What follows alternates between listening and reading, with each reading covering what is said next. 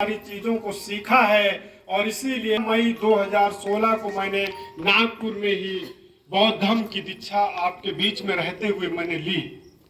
यकीनन मैं अगर यूपी से शायद यहाँ नहीं आया होता तो आज जो बौद्ध धर्म हैं, क्योंकि आपके पूर्वज लोगों ने बाबा साहब के साथ में मिल करके बौद्ध धर्म की दीक्षा ली थी, तो मुझे लगता है मैं भी इसमें वंचित रह जाता। दूसरी बात यह है कि संसार में से भी हल्की चीज क्या है? वो हल्की चीज है प्रतिष्ठा। किसी की भी प्रतिष्ठा या मान सम्मान को अगर ठेस पहुंचती तो मुझे लगता है कि जिस तरीके से आप लोग देख रहे हैं कि वंचित समाज के लोगों को किस तरीके से प्रतिष्ठा पे ठेस पहुंचाई जा रही है।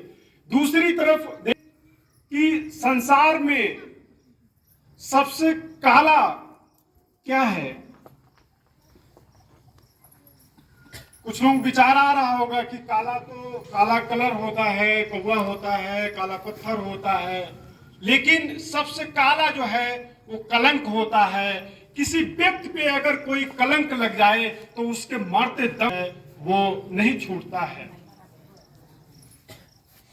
तीसरी बात है कि सबसे भारी चीज क्या है? आस पड़ोस में ये छोटी गिट्टी पड़ी हुई, ये भी पत्थर से टूट के तो लगेगा कि सबसे भारी तो पत्थर होता है, लेकिन सबसे भारी जो है वो पाप है। तो मुझे लगता है कि ये बहुत सारी ऐसी छोटी छोटी बातें हैं जिनको हमें सीखना है। और भंते जी हमारे बीच में हैं, हमारे ही क्या मतलब हम सभी के पारिवारिक दर्शक के बतौर में हैं। और मुझे लगता है कि मुझे याद आ रहा है कि मान्यवर काशीराम की दुला कि जिसकी जितनी संख्या भारी उसकी उतनी हिस्सेदारी होनी चाहिए। तो ये 21वीं सदी चल रही है, आईटी का दौर है।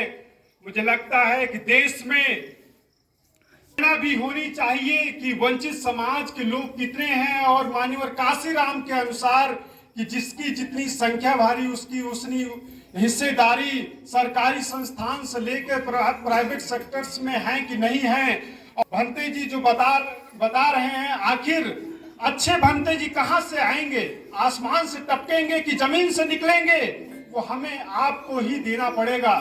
मैं भंते जी के साथ में जब था यहाँ सम्राट अशोक बौद्ध विहार में, तब मेरे जहन में ये बात आई थी।